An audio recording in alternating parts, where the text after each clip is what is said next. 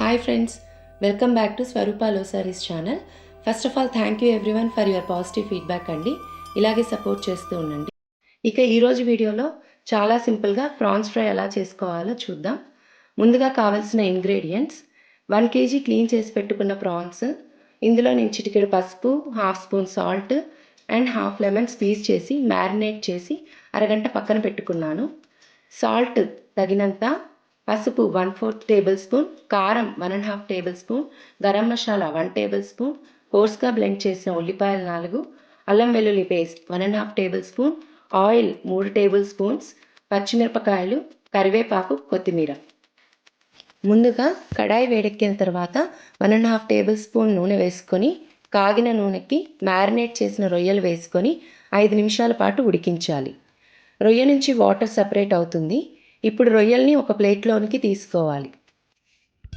ఇప్పుడు అదే కడాయిలో 1.5 స్పూన్ నూనె వేసుకొని పచ్చిమిరపకాయ నిలువ చిలికలని, బ్లెండ్ చేసి పెట్టుకున్న ఉల్లిపాయలని వేసుకొని కొద్దిగా కలర్ చేంజ్ అయ్యే వరకు, పచ్చివాసన పోయే వరకు వేయించుకోవాలి.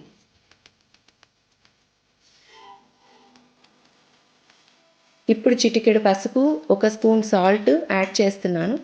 ఆల్రెడీ మనం మ్యారినేషన్లో సాల్ట్ వేసాం కాబట్టి తగినంత సాల్ట్ వేసుకోవాలి. కారం 1.5 స్పూన్ వేసుకోవాలి. ఇప్పుడు 1.5 స్పూన్ అల్లం వెల్లుల్లి పేస్ట్ వేసుకొని పచ్చివాసన పోయే వరకు మగ్గనివ్వాలి. మగ్గిన తర్వాత రొయ్యపప్పుని యాడ్ చేసుకుంటున్నాను.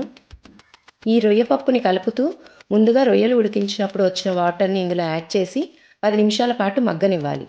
మధ్య మధ్యలో కలుపుతూ ఉండాలి. Lid close చేసుకోకూడదండి.